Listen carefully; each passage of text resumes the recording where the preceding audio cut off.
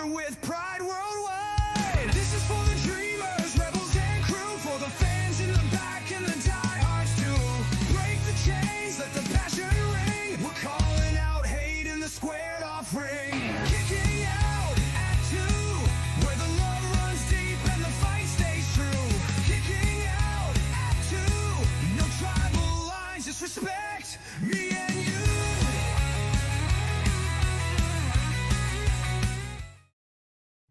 Promotional consideration paid for by the following.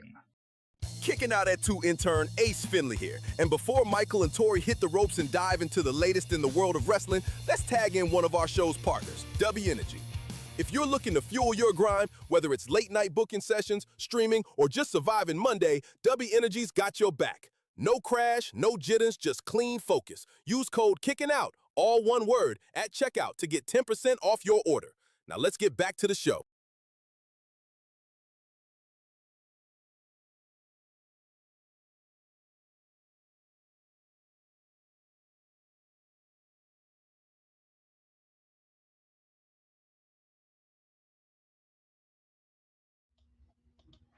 He, she, theys, and all those to slay. We are closing out the old year and stepping into the new one with all new wrestling news, drama, and jaw-dropping moments you need. Welcome to Kicking Out 2. I'm Michael, and with me is the champagne-popping, ring-rattling, countdown-conquering co-host, Tori. Hey, Tori. Do you just sit around and think these up? Yeah, that's usually what I do. I was gonna welcome someone in, but that's just you. Well, welcome in, Victoria. It's just me. Chat. Anyway, yeah, no, that's part of what I do. I'll sit there on like Monday and think about how I'm gonna introduce you for the day. At some point tonight, I think we're gonna have a guest on the show. I was actually hoping for 2 guests, but I haven't got a response back from the other person yet. But Lady Alpha is going to be joining us a little bit later, so that'll be fun. Nice. I was also hoping to get a local promoter of some indie wrestling here that had asked if he could come on to promote a show that they're having on January 3rd. So. Oh, okay. Hopefully I hear from him, or hopefully he pops in. We're late tonight. My fault.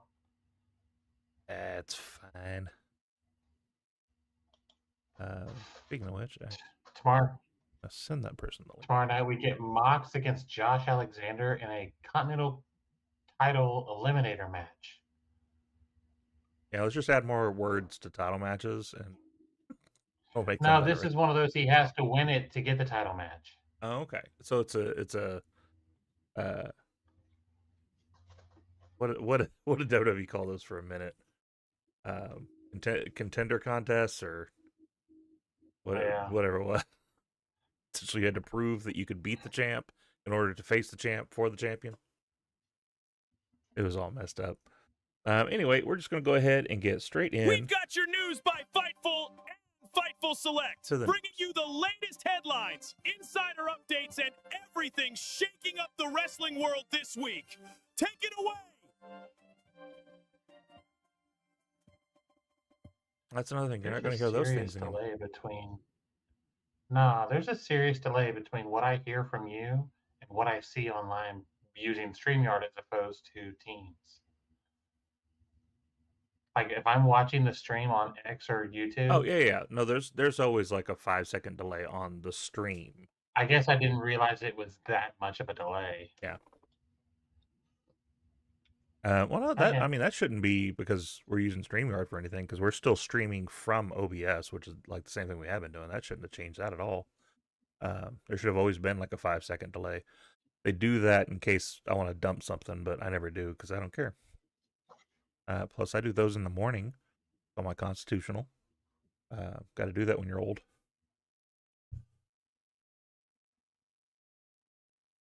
New Japan contract drama. Clark Connors and David Finlay apparently are coming up in their contract years. The new year brings contract updates for New Japan Pro Wrestling. Clark Connors of the Bullet Club War Dogs hasn't wrestled since November 2nd. His contract expires at the end of January 2026. So that's one person coming up. And David Finlay, also part of Bullet Club War Dogs, so it looks like they're going to be running a little thin maybe, has a contract set to expire very soon. No word on the exact date, but just that it is very soon. He's exploring options in the U.S., according to what Fievel's being told. So it's looking like he's looking to get out of New Japan and come somewhere over here. Not all. Wait, David Finlay, as in Fit Finlay's kid? As in Fit Finley's kid. Our cover. There's no art for question this- about where he's gonna go. Yeah. Are we really pretending like NW he's gonna look at any other promotion? NWA, right? That's no. It would make all sense in the world for him to cover WWE. His dad's there as a backstage guy. Yeah, Be no reason for him running not through to go there. NXT so the US fans can get to know him, Mm-hmm. but he's not going anywhere else. Yeah. Important context for the New Japan contracts. They're not all up simultaneously. Many of the wrestlers worked without deals in 2025 and then re-signed later onto one-year deals to get them through the next year. Finland's legacy in New Japan is massive, though. Nearly 11 years in New Japan, 800-plus matches. He's been the global heavyweight champion, the IWGP tag champion, the never openweight champion, the never openweight six-man tag champion.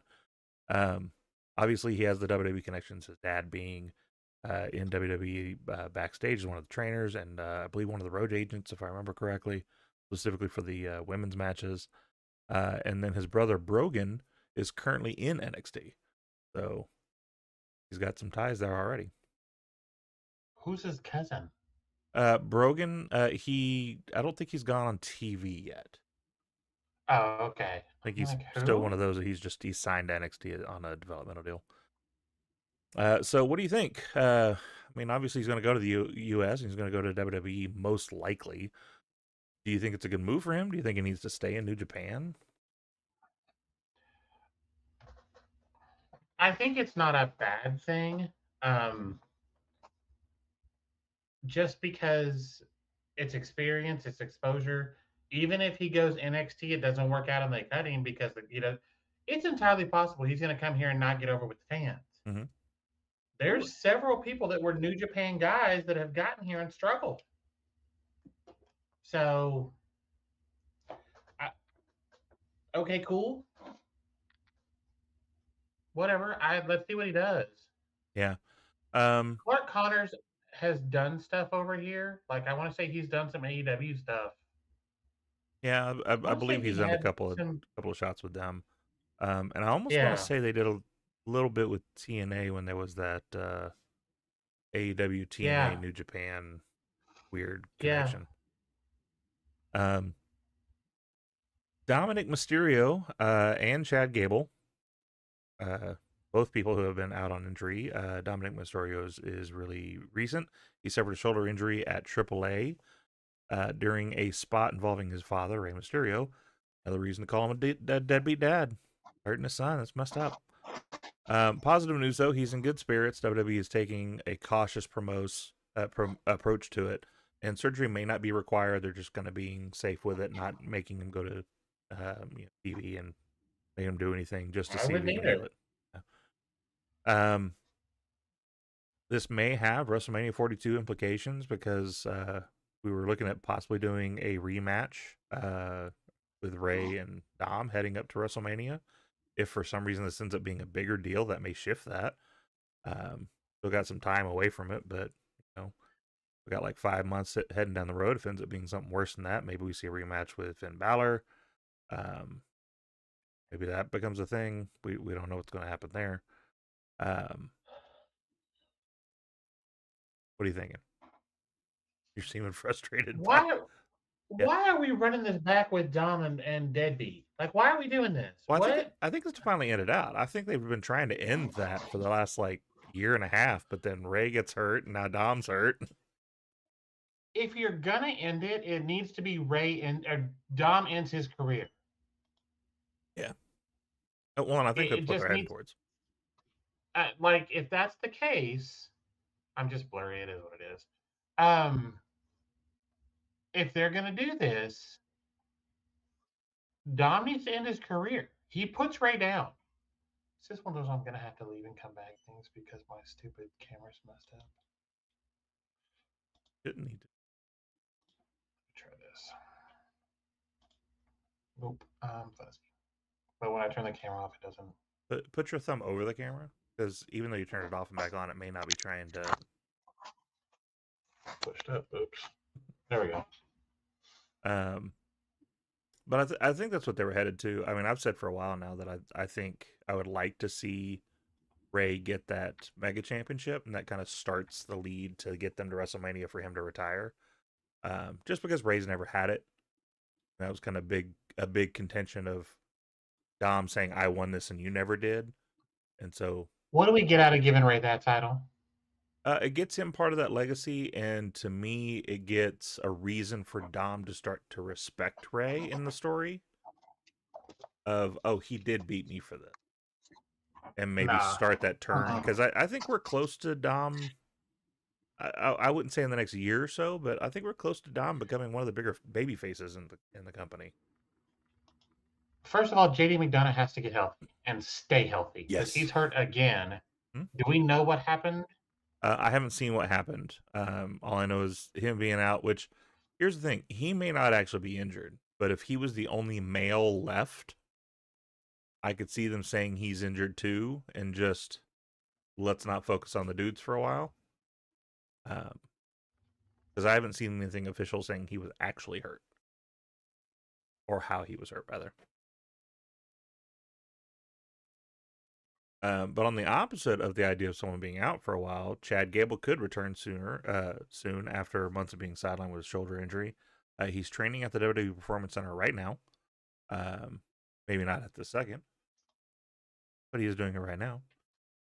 His return is planned for the Royal Rumble, possibly sooner, according to what reports are saying. What do you do with him? I mean, I think the obvious is you throw him into this Grande Americano thing. Magically he and Grande... As what, though? That's my gimmick and you stole it? I mean, maybe. After going on and on. Hi, Lady Alpha. She's here. Hey, Lady Alpha. Okay. Let me look a little weird for a second. Add to the stage. Add it to the stage. Lady Alpha. Hey. Oh. No. Apparently, we're just going to do a oneer on you. What the hell? What did I do? What did I do? What are those? I know you like me, Michael, but come on. Do you really just what are those? Really? That's what we're doing? I did do that. Jeez. Anyway, we were just talking about Chad Gable possibly coming back. It looks like his return is planned for Royal Rumble, possibly sooner. No, I don't think he would admit that he is Grande Americano. I think magically him and the original shorter Americano come back at the same time.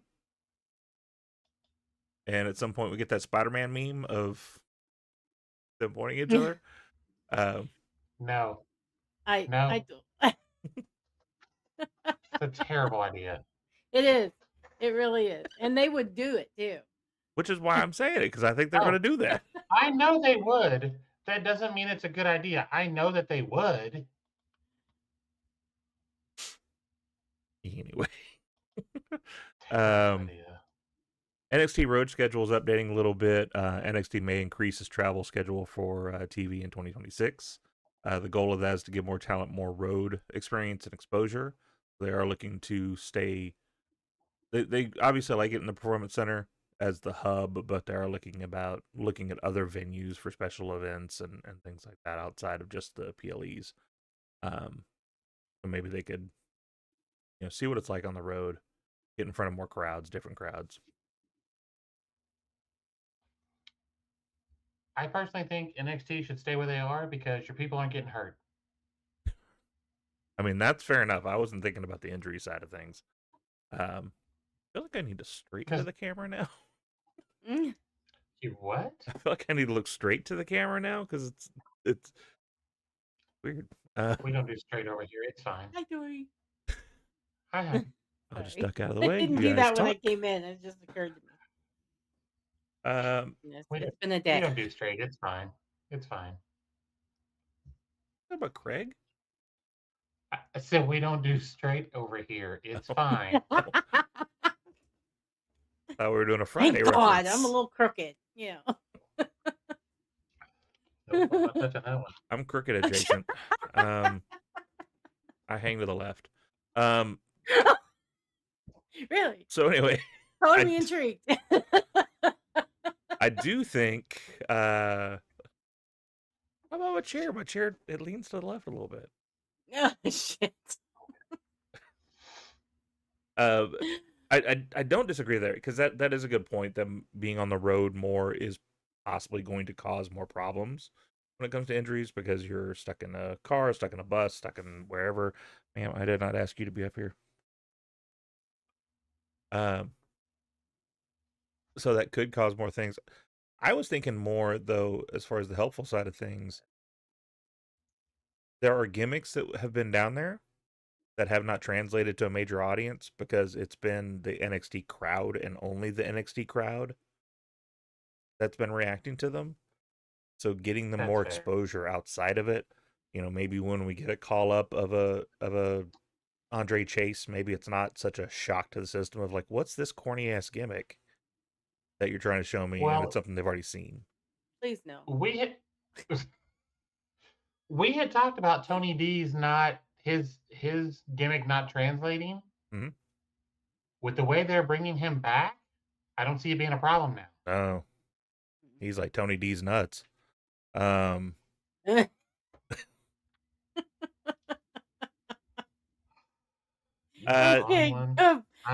need a fan or something. Joe Hendry's main roster call up. So fresh faces are being prepped for SmackDown and for Raw, as we've seen at this last Raw. We had Javon Evans saying that he is basically called up, but they're deciding where he's going to go. Trick's selling himself to both sides, going, "Hey, call me." So we've got that going. But Joe Hendry also is reportedly on the radar for a permanent SmackDown spot.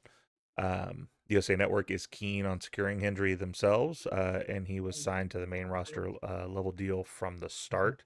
So he didn't get that promotional NXT contract that supposedly everybody's supposed to get when they come in.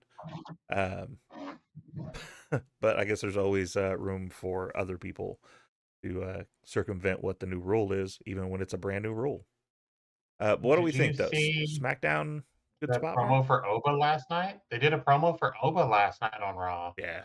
Mm-hmm. I think he's going to get a non-ceremonial call up. I don't think they're going to say much about him being called up, and he's just going to show up.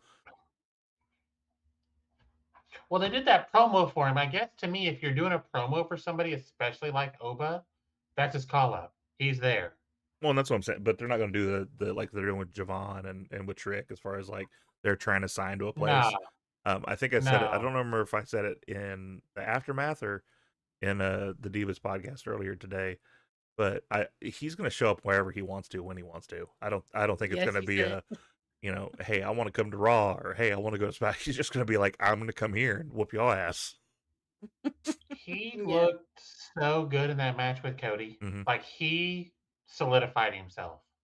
Yes, he did. I think so too. And so I think them putting him on Raw makes the most sense. Yeah, big dude. Actually, but Drew, his feud is kind of with Drew right now, because Drew interfering with his spotlight match. So so that would mean he would be aimed at SmackDown, I think. Which I agree with you. Don't get me wrong. I agree he needs to be on Raw, but it just feels like, well, why would they start this feud and then bring him up to Raw? Yeah, I could see that. I look at it as, you have these two messing with each other for a while. Let this go back and forth for a bit. Have it evolve more at the Rumble. You play this right, you carry this to Mania. You keep them involved with each other without being directly involved with each other, you can ride this to Mania. I could see that too, yeah. One of my favorite people to talk about, Killer Kross. He had an interview with Insights, his first full interview since leaving WWE. He's had no contract since his departure. Some of the things he talked about there, despite WWE helping with his book release. They did still help him out with that. He discussed how some thought the situation was a work, and basically saying, like, if you guys think it's a work, then that's on you. Like, I've said my intentions from the beginning. He's proud of his gimmick. It's refreshed his character, and it's given him longer matches that he can work with. He's excited to develop his new identity in MLW, which is where he's kind of sitting right now, even though he's not contracted. And he says he does have future plans with MLW going into 2026. So maybe he gets signed there. Maybe he just stays there on a per diem deal. But looks like that's going to be his home, at least for a little while. Another update, Andrade. WWE finally agreed to let him do what he can do. Andrade appeared at House of Glory and in New Japan recently, and the non-compete was waived after a legal process was handled professionally between the two parties. So now he's available to sign for AEW, TNA, AAA, CMLL, wherever he wants to go. It's about time. And I really hope he just kind of...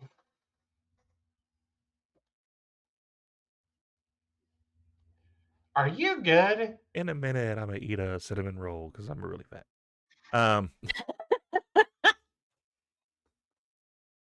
Wait, you stop that. Just stop that. You are on one tonight. I got two lovely ladies in my show tonight, so I'm good. I hope Andrade just kind of does what he wants for a while and doesn't sign with anybody. Please do. Because it would be really weird to me if he just shows up in AEW and restarts he's hanging out with the Don Callis family like nothing happened. Just been gone for 2 months. Whatever. I mean, okay. I personally, if they're going to bring him back, first thing he does is turn on the Don Callis family. First thing. I know he screwed whoever it was or got involved with that. First thing I have him do is turn on Callis and blame Don for him being gone. That's not a bad call. That would be... I don't even watch AEW. You said, I'm intrigued. you said you were going to get this done. I've been gone for 2 months because of you. But have him do it when Takeshita leaves. Do it at the same time. Okay. So he's losing an established talent and a talent he just got. That's not a bad call. I like that. And honestly, I think they should let Kyle Fletcher leave too. He doesn't need Callis. He doesn't. And so Kyle's going to be the strange one. Like once this all goes down, he's going to be the strange one because he usually sides more with Takeshita on things. So the question is, does he keep siding with Takeshita? Right. Or does he stay with the guy who brought him to the table? That's going to be an interesting story either way he goes with it. Another contract that's got a little bit of an update to it, Anna Jay. Her contract's set to expire in spring of 2026, later than people originally thought.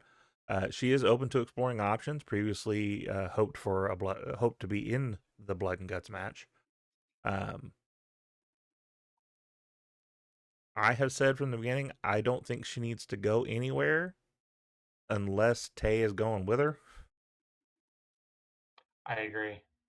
Because I think that's the only thing, in my opinion, that has been really good for her is her teaming with Tay.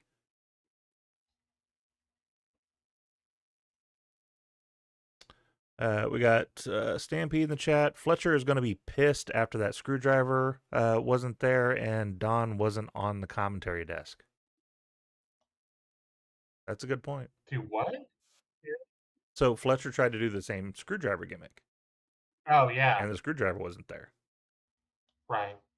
So Stampede saying that Fletcher could be pissed about that because Don wasn't there for him like he was for Okada. He's not wrong. Yeah. And the fact that Don didn't really check on Takeshita before he dipped with Okada. Yeah.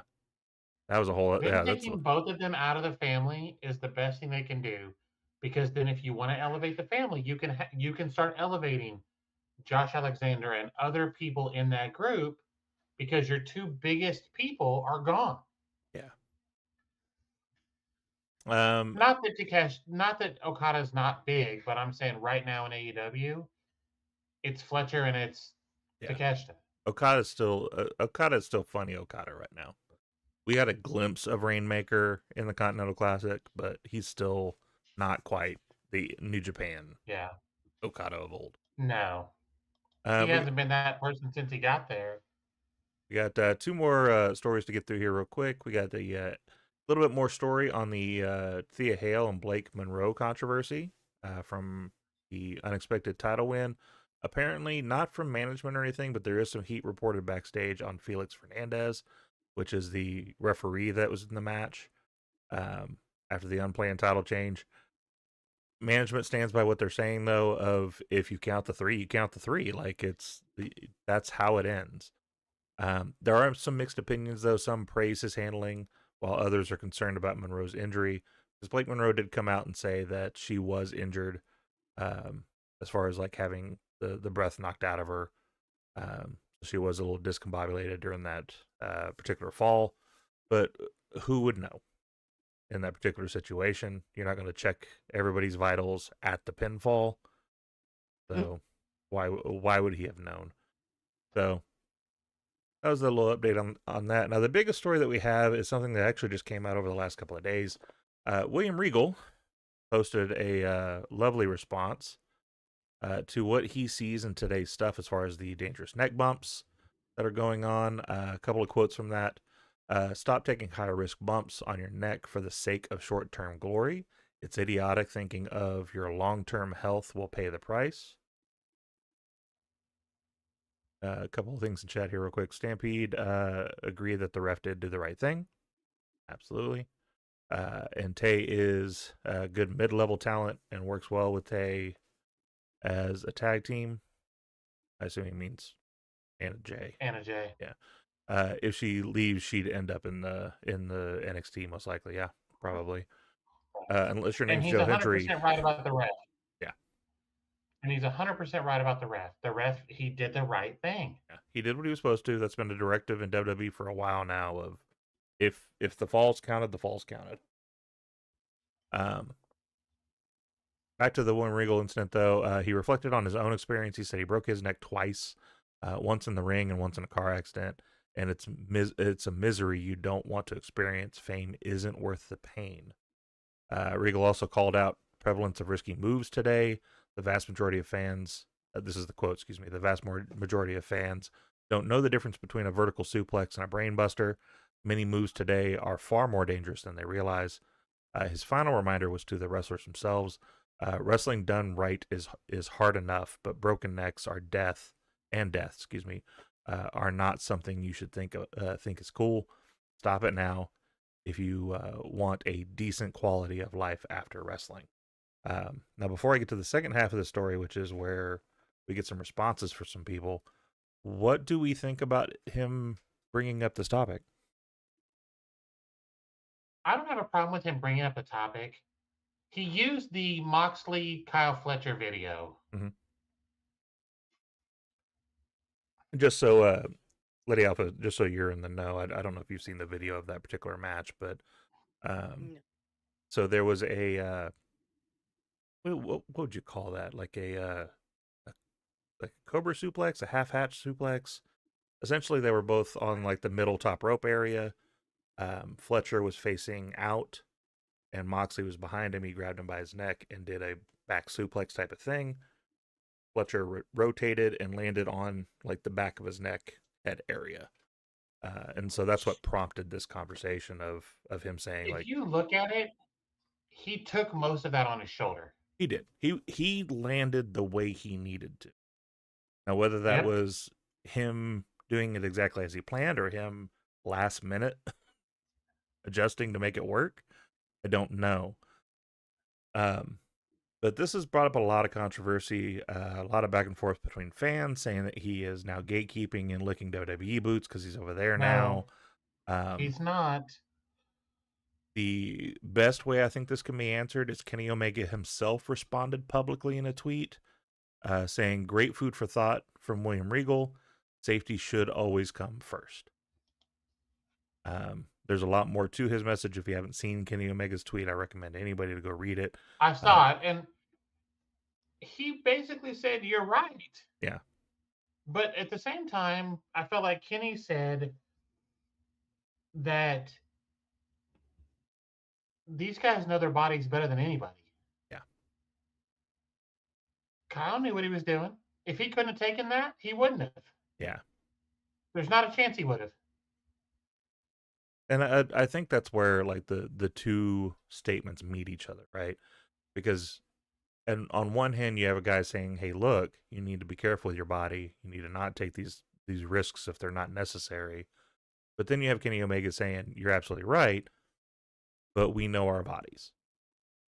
But he's also telling the same guys that Regal's telling to take it easy, to, do what you know your body can handle, but don't go crazy.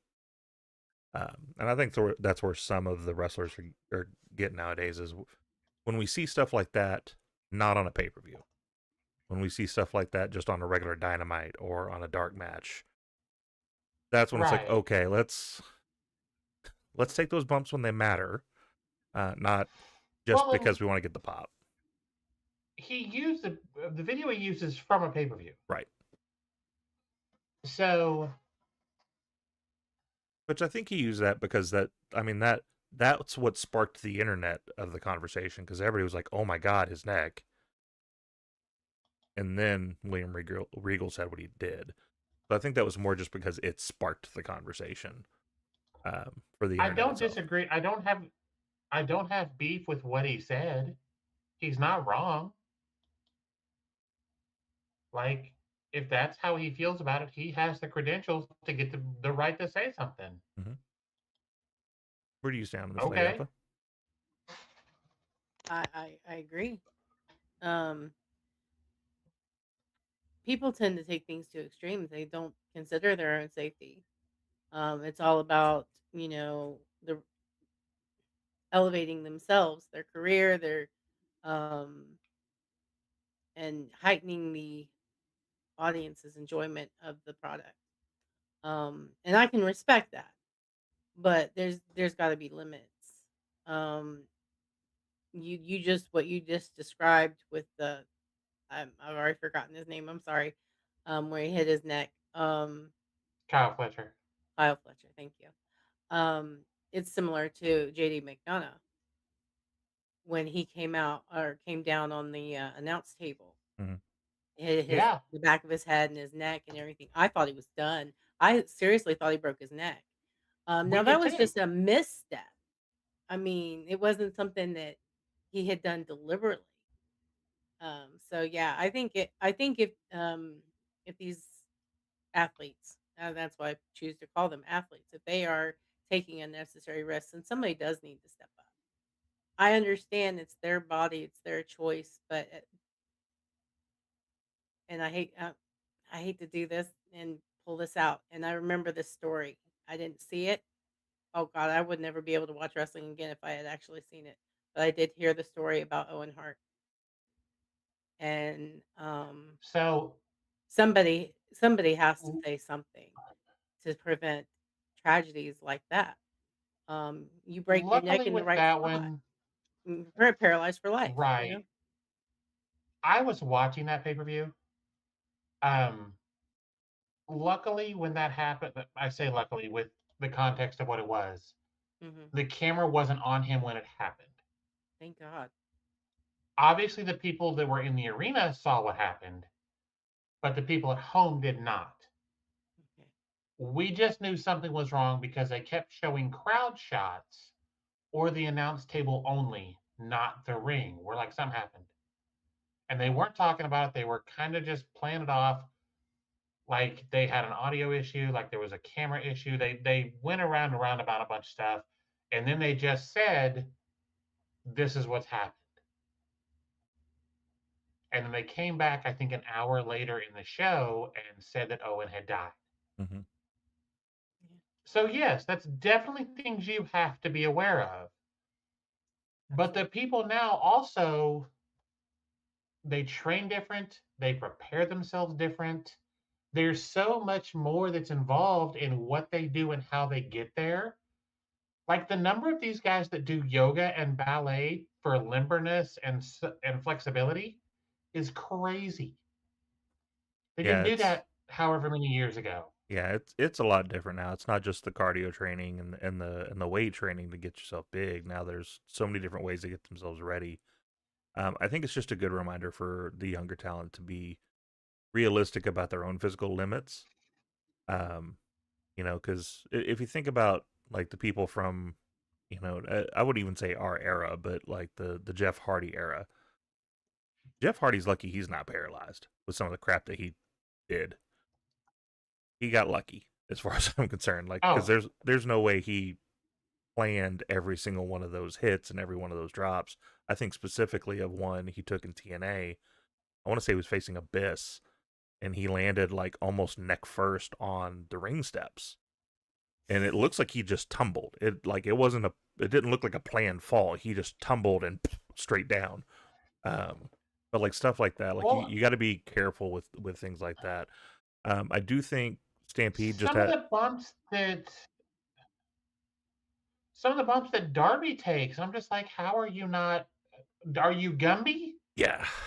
Well, and it's one of those, like, I hate to say it, but I think Darby's almost one of the ones that are like not being said, but also being said in that statement of be realistic about your body, because this man, like, he barely could walk, and then a month later decided he was going to climb Mount Everest, and then still came back and wrestled a match where he got waterboarded. Like, it's, man, you have a lot of thoughts of how tough you are. Stampede says in the chat here, Regal sent out a smart message. The AEW diehards took that as a shot for some reason, and the WWE diehards then used that as a stick it to AEW moment. Both groups completely missed the point of the message. Right. And I would agree with that. That's where a lot of the discourse was happening, is you had the two diehards that are just blaming each other, and it's like, no, that's the point of this message is all young people, be realistic. Take care of yourself. Don't end up being like the William Regals or the Arn Andersons, who can barely walk or can't use the functions of their body anymore and things like that. I think that's also kind of what. What's that? Nothing is worth that. No. Having that ability, like I remember AJ Styles in his interview with CBV said when he retires, like, the reason he's retiring in a year is because he wants to be able to be a normal human being in society after he's done with wrestling. He doesn't want to have to hobble around and surgeries and all that stuff. He wants to be able to just be a dad and hang out with his family. It's hard to do that if you can't walk. Absolutely. All right. Well, we are going to go ahead and hit one of our first mid-rolls here. We're going to hear about the heels. Hey, wrestling fans! If you're a woman who loves professional wrestling, you need to check out AEW Heels, the official female-focused online community from All Elite Wrestling. It's a safe space to connect with other fans, share your passion, and build friendships with women from around the world. Members get access to exclusive content, virtual events, Q&A sessions with AEW talent, ticket pre-sales, contests, giveaways, and even in-person meetups at live shows. Led by Amanda Huber and Aubrey Edwards, AEW Heels gives you a place to truly feel part of the AEW family. Don't miss out! Join AEW Heels today and connect with your fellow wrestling fans like never before.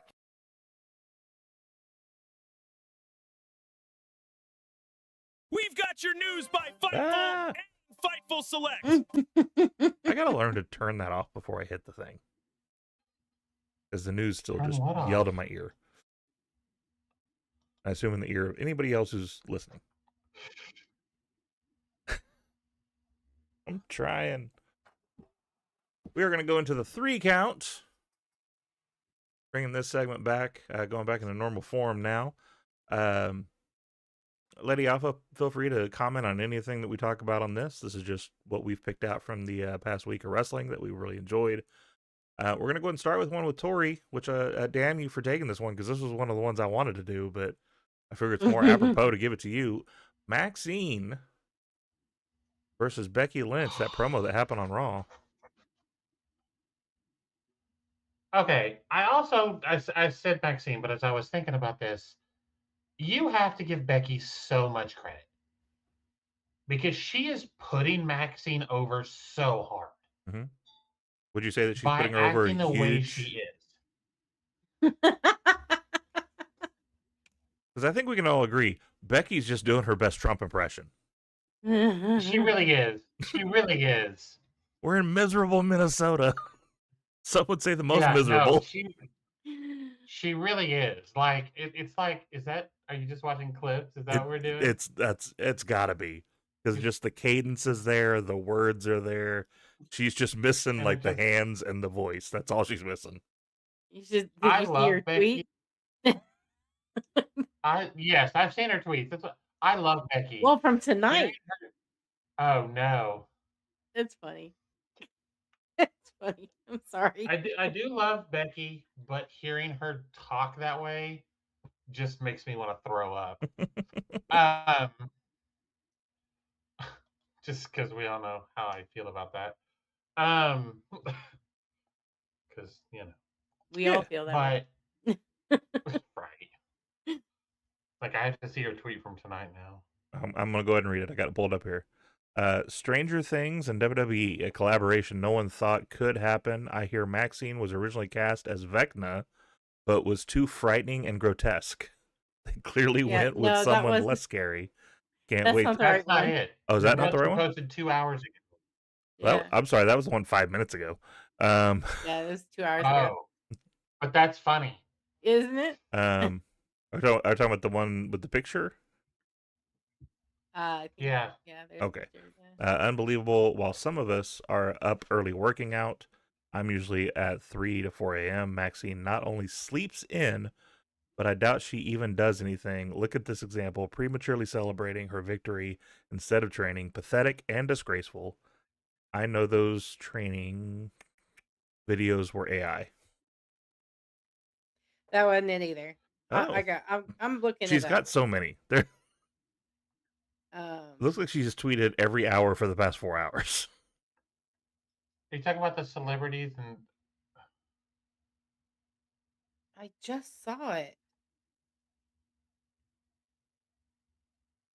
And remember what she said. No scam, Robert. She must have pulled it. Wow. Or it might have been a reply. Hang on, let me check her replies. Hey, Christy, welcome in. The new way we're doing this, Christy, Tori can't see the chat anymore, so we just now noticed that you popped in. Thanks for coming in. Stampede also says Becky Lynch made my top 50 women wrestlers of 2025. I guess she deleted it. It was hysterical though. Okay. Because I can't find it now. So still doing her best Trump impression, just taking out incriminating evidence. She really is. Yeah, that tracks. Anyway, what did you want to talk about? Miss Maxine. So first of all, Becky putting her over is fantastic because this is how you build the future. Mm-hmm. Like this is how you do it. Maxine performing with her promos are still not great. Like that's still a work in progress. She's not bad. They're just, you can tell they're very rehearsed. Mm-hmm. But I'm so excited for her and what they're doing with her and to see where they go. Like it's not, to me, this is the first star they've built from the ground up in a long time. Yeah, and it's so weird that just this time last year, it hasn't been that long. since she started, like she was just a valet that had never been in the Yeah. ring.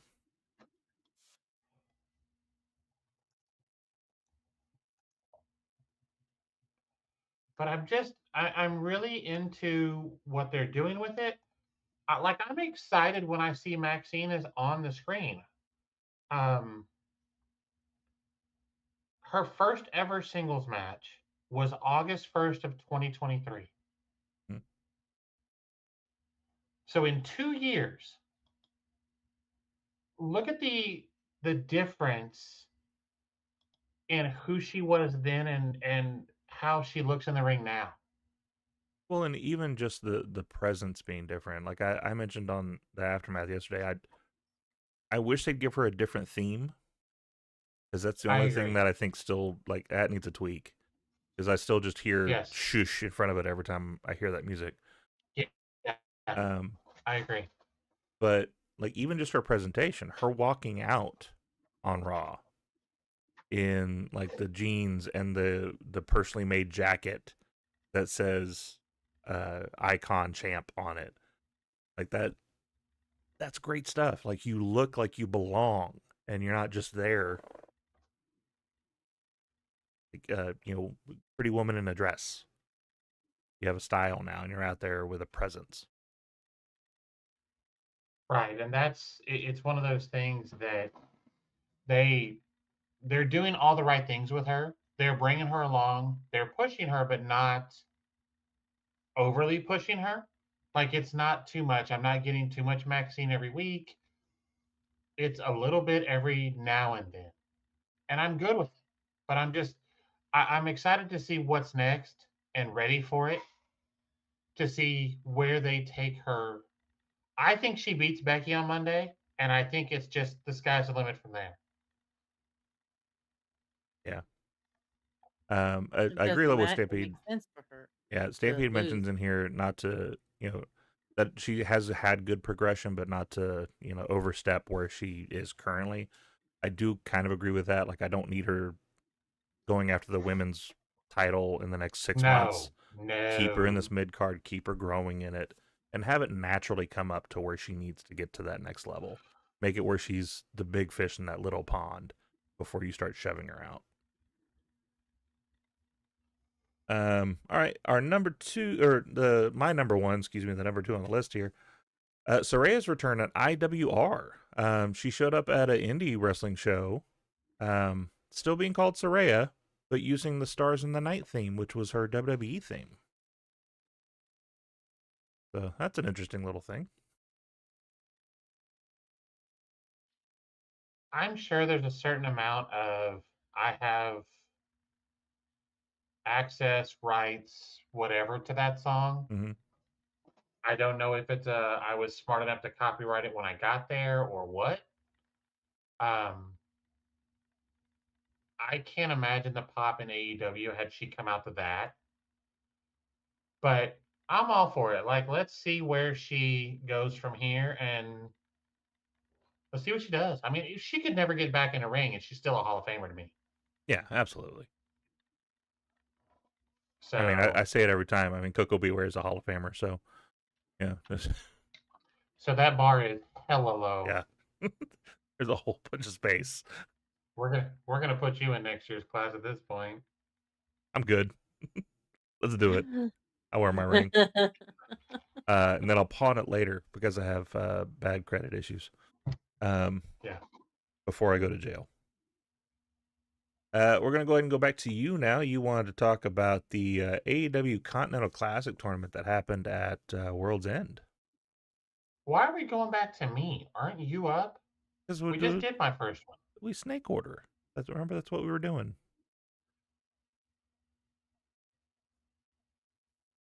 Okay. We were doing that for a while before we stopped doing it. Okay. So yeah, we're back to you. Okay. Continental Classic. Yeah. Yes. Continental Classic. Yeah. That ADHD is working overtime today.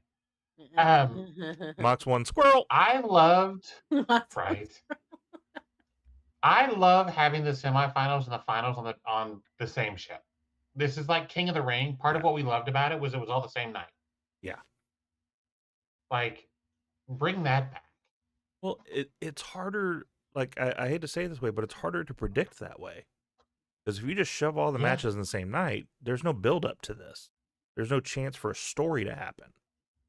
It's just these two are going to have a match, and we're going to get to the end of it, and the story's in the ring as we saw that night. Because all of a sudden you have Okada with his own faction partner, and he's using the screwdriver that used to be used by Don Callis himself on things to get him over. We also remember that Moxley is the one who put the big scar on Don Callis's head. So, like, there's a whole bunch of things that happened that night that if we had that go over 3 or 4 weeks, we would have been less surprised about what was happening. Yeah, I agree. I liked the way they did it. First of all, Okada Takeshita was a great match. Moxley and Fletcher killed. Like, to me, Fletcher's had some great matches with some big names.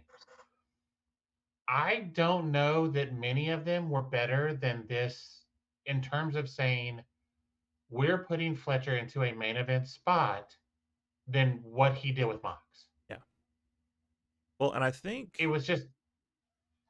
I think Kyle Fletcher could be now put into that realm of people that he could go out there with a blow-up doll and have a good match. Because I haven't seen him have a bad match yet. I don't either.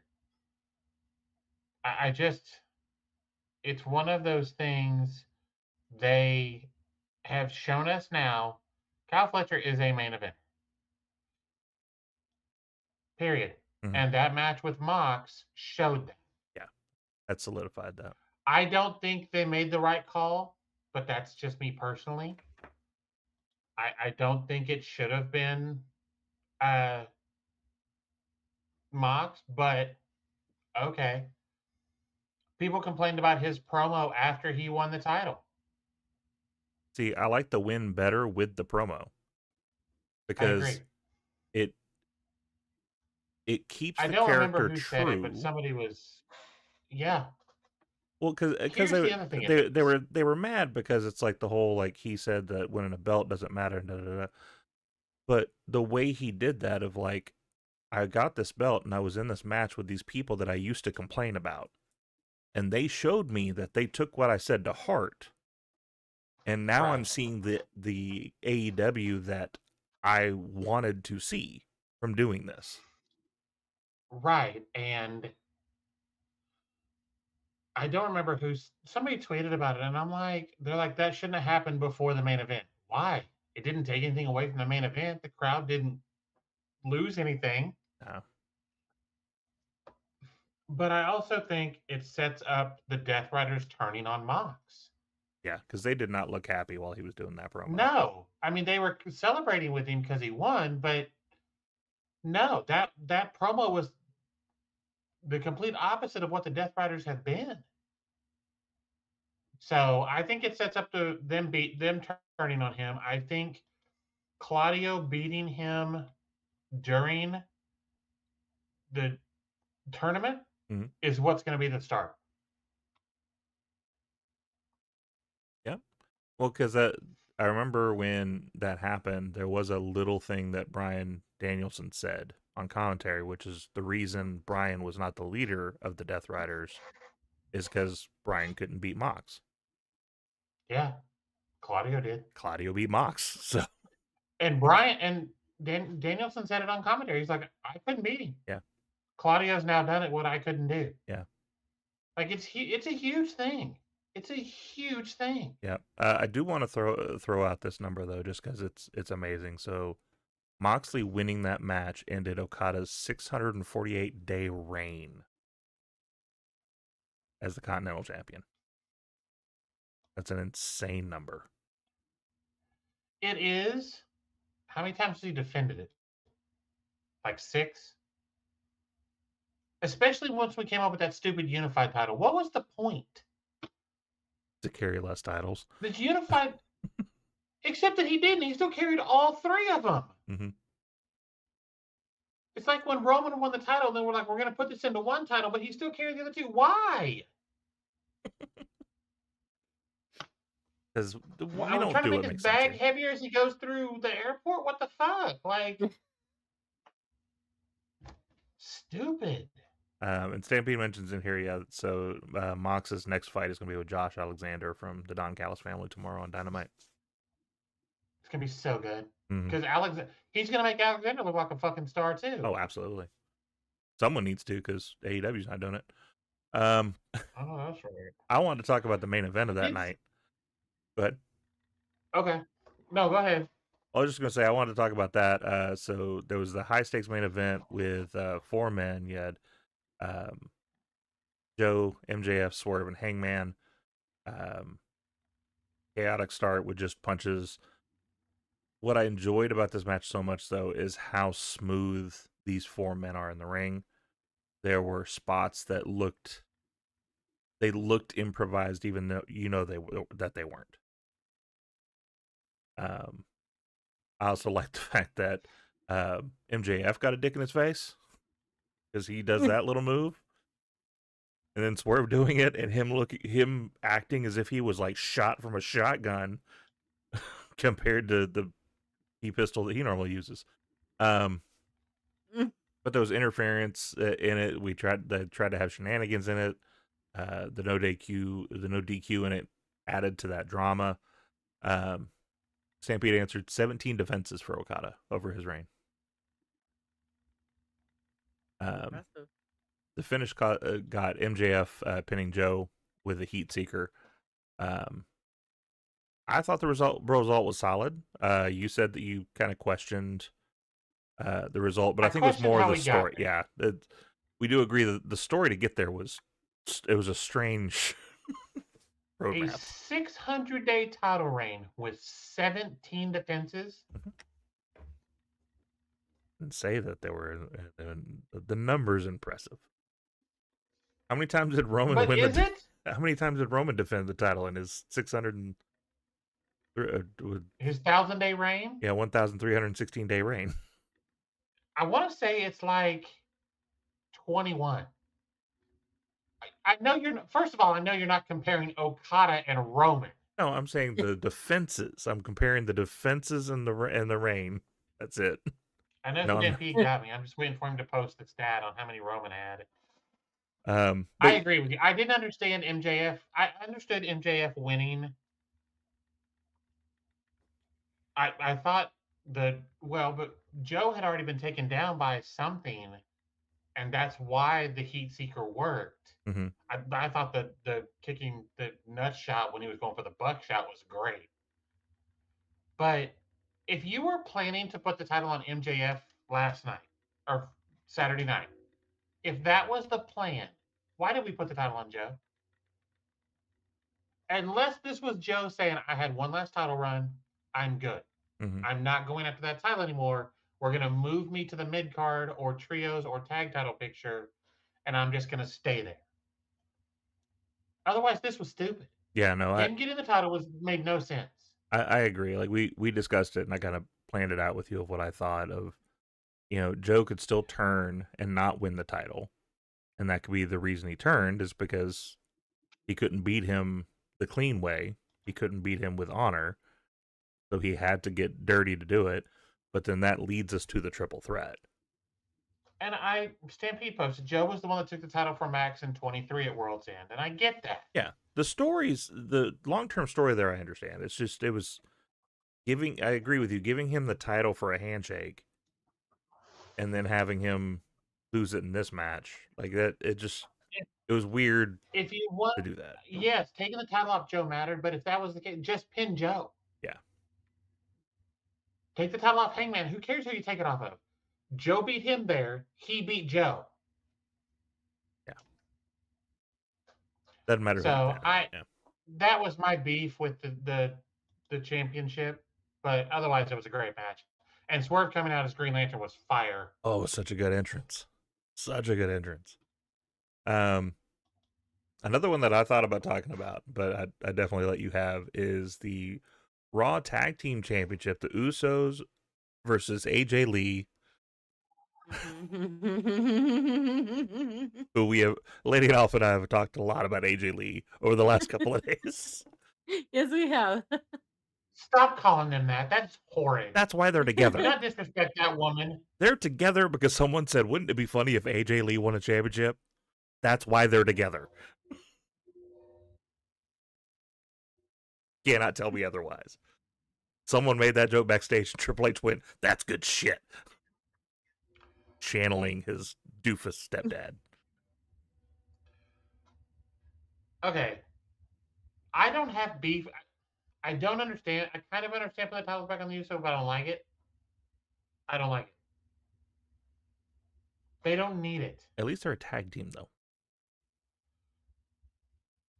Do you understand how many other tag teams have wrestled this dumbass team? Oh, no, I know. It should have happened a long time ago.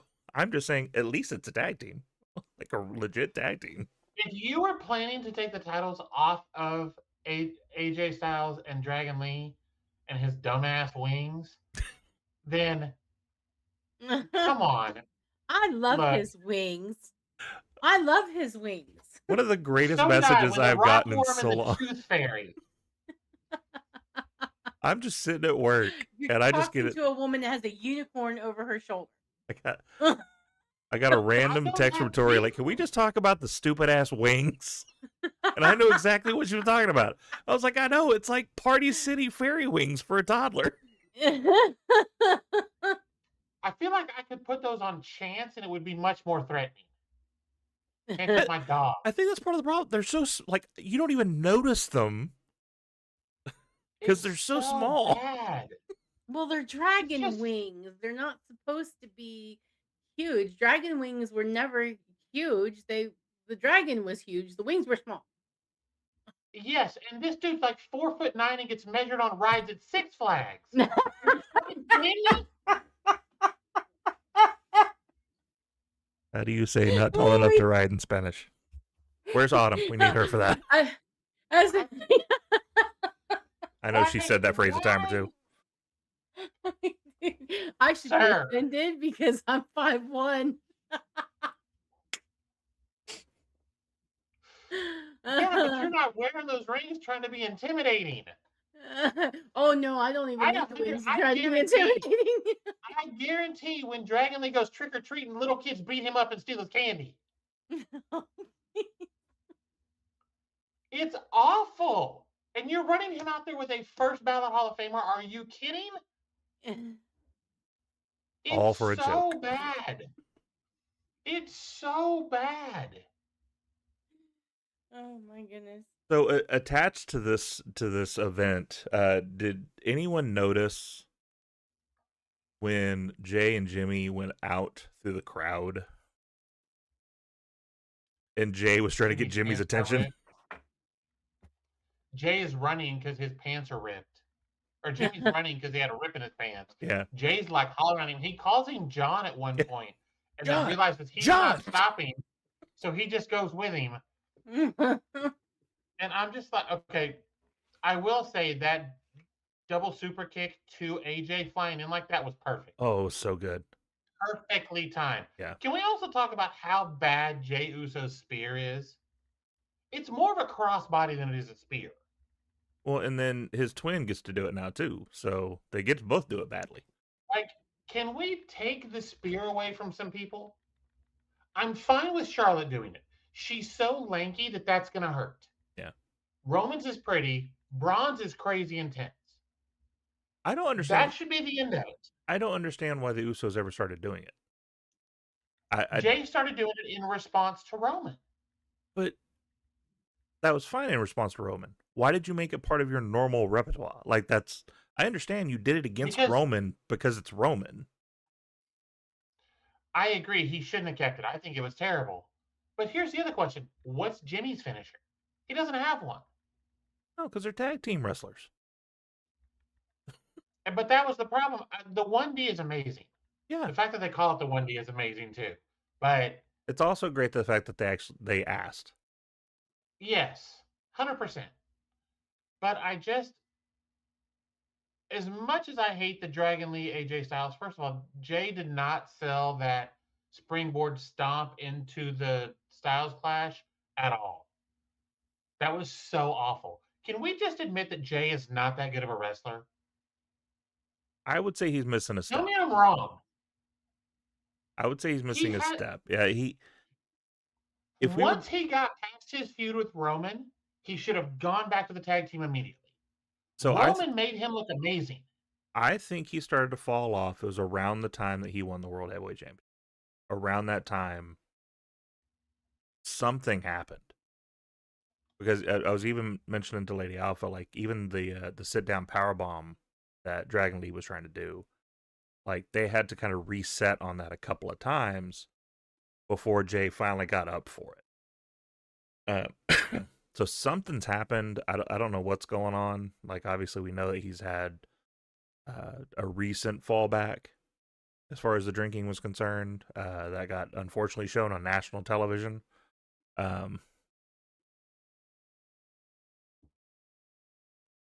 would agree with that.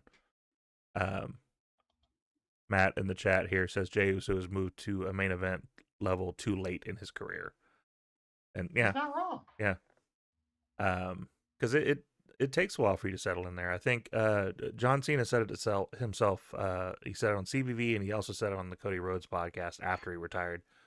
The reason he didn't want to go into a different character, like a different outfit, different music and all that stuff, he's like, because it takes about a couple of years to get someone officially over, and we didn't have that time. Jay getting to the main event that late with this new character, it takes a while to get it over. I understand he was getting the merchandise sales, he was getting the yeet over, but to get the crowd behind you to win a title, that's different than, you know, the little accoutrements, for lack of a better term. What are you over there giggling about?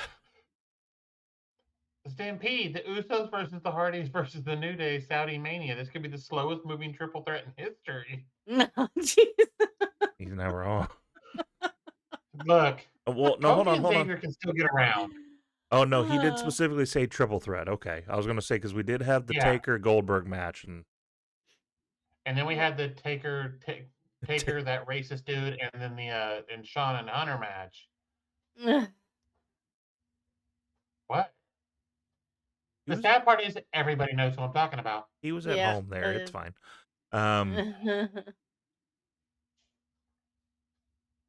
Matt also says it takes physical and mental stamina that he does not possess. Absolutely. Well, and that's the thing with tag teams, because Billy Gunn has said on numerous occasions, like, he's not that great an athlete. He looks good because he works out and he gets the muscles and all that, but he's got bad asthma, which is why he did so well in tag teams, because he was able to sit on the side for a while and then get the hot tag, go in there and knock everybody out and pin people. Like, that's why I looked good, because I was able to do as little as possible and still look good doing it. So Jay didn't have to have that much stamina for an Usos match, because he got to hang out on the side for half the match. I want to talk about Austin Theory's win on Raw. Oh. Wait, Theory won? He beat Ray? Yeah. Well, sort of. He beat up Ray. No, so what was actually... I'm good with that, then. So it was a DQ. Technically, Ray would have won, but they don't really say DQ anymore. Now it's all no contest. So nobody wins. It's a big dusty finish. Nobody wins, baby. Nobody wins. I knew that was coming, too. I got the great idea, baby. Big slobber knock on the other side. Nobody wins. And then I come out and I win the championship. I'm the champion. No, so Theory debuted in the Vision officially as part of the stable now. Paul Heyman said he's officially a member of the group now. The match versus Punk and Mysterio last week in the tag match showcased that he still had the athleticism, but it had no flash. He came out in just tactical pants, basic boots, the whole head, buzz down thing, basic beard. He was a whole new character. My problem with him this week is it was just Austin Theory again. because they gave him a new theme, but he did the same A-Town Down entrance that he's been doing since he started. And he had the biker shorts back on. And he was doing the same hot dog stuff. So all we did is turn him right back into Austin Theory. What was the point of doing this whole, I'm going to leave the mask on so you guys can see my actions, not my words, and da-da-da. Well, then show me your actions and stay this, different character and not go back to, being this schmuck that you'd been for the last, couple of years. But that's just my opinion. Oh, you're not wrong. All right. Catch up on some of the chats here. Matt says, I feel like Austin Theory is going to end up being a mole for Seth when he returns. That's not out of the realm of possibility. No. They put Theory in this group to take L's. That's the only reason he's in this group, is to take L's. Well, I think that, and I also think that they're trying to put him and Logan as a tag team. Because Paul's wanting them to bond. And so in every faction... You already put Theory with somebody he had to carry in a tag team. Now you want to put him with somebody else he has to carry in a tag team? His fucking back hurts. He's going to need medical work. He's going to get more back surgeries than Hogan. Stampede says, some can excel coming out of a tag team to singles. Alex Shelley, Chris Sabin, Mark Briscoe. Others can't, like Jey Uso. He's not wrong. Yeah. Mark Briscoe is fantastic. Fucking love that guy. I've been waiting all day for this. Uh-oh. It's time for some Who Better? Who's better than Canyon? Tonight on Who Better was... Okay. Hold on. You've only been watching wrestling a short time, correct? Who, me? Okay. Yes. I know he's not talking about my old ass. Yeah, me, yes. About a year. Yeah, why? There was a wrestler named Chris Canyon who ended up training a bunch of people too. But one of his gimmicks at one point was he would say that line about himself and then turn around and lose to somebody. Mm-hmm. It was literally, I just realized, he was literally Max Caster before Max Caster. Oh, wow.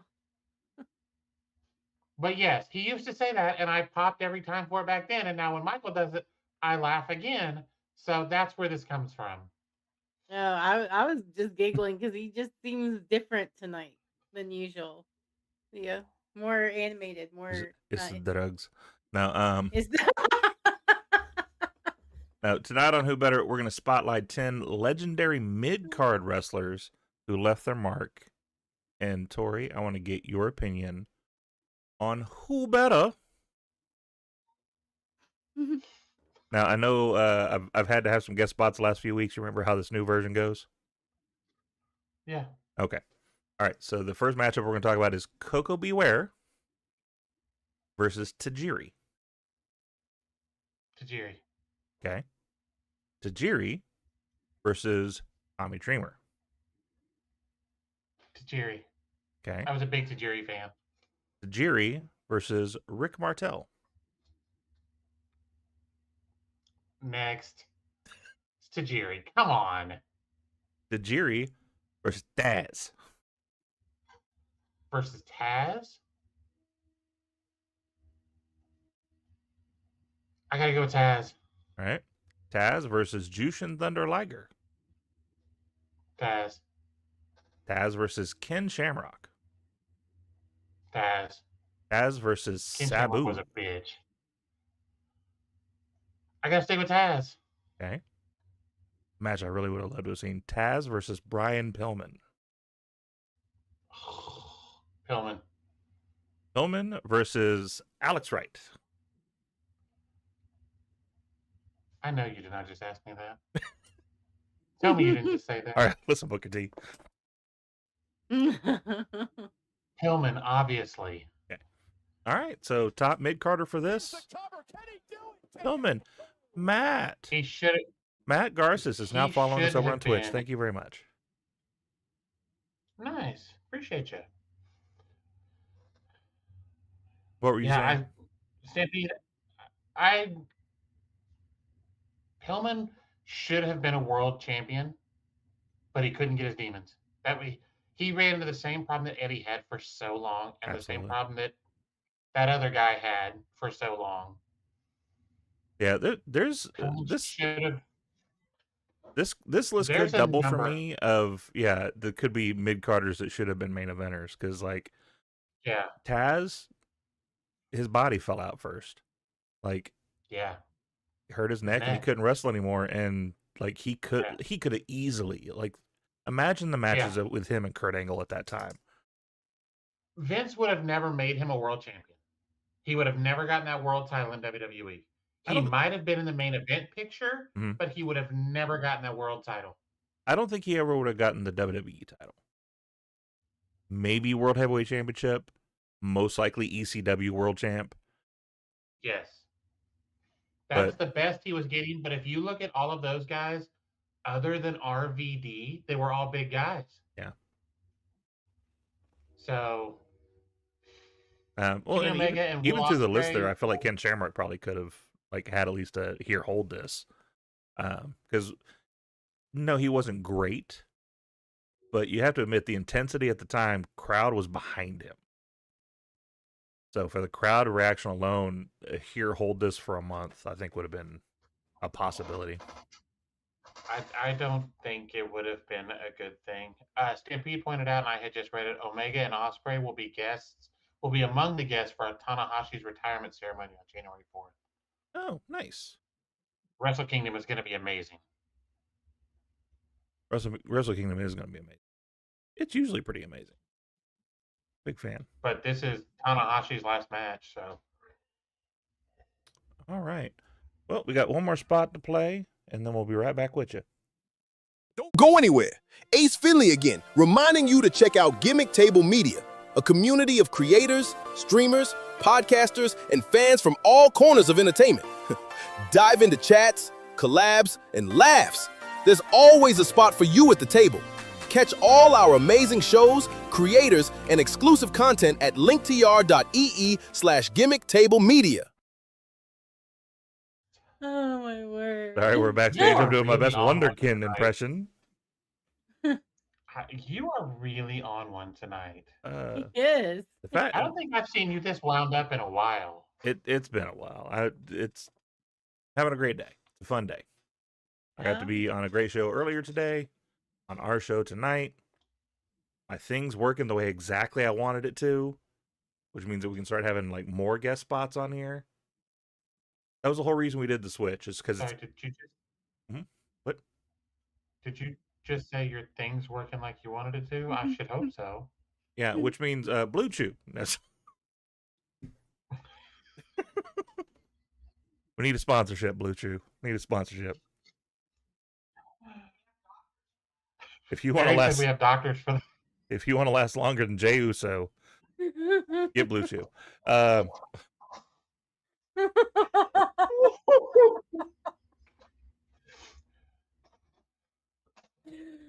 it settle down a little bit. Okay. Oh my God. I'm gonna go ahead and read the outro real quick, and then we'll get to the last pop, and then we'll end out the night. Catch us on TikTok, YouTube, Twitch, Blue Sky. Sign up for the Discord right over there. It's next to a prettier picture than normally is over there by it. Over there by Lady Alpha is the QR code. Go ahead and sign up for that. That way you can catch all the people that's part of Gimmick Table Media.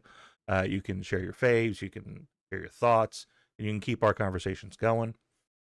As far as the last pop, we're heading into the new year. It's a good time to pause and take a breath. The past year has had a lot of highs and a lot more lows for a lot of us, and everything in between. And however you experienced it is valid. Whether you're feeling hopeful, whether you're feeling cautious, or just ready for a fresh start, we wish you clarity, we wish you kindness, we wish you a little bit of peace as the calendar turns. Here's to moving on forward together, taking care of ourselves and each other, and stepping into the new year with intention and with grace. Not that grace. No.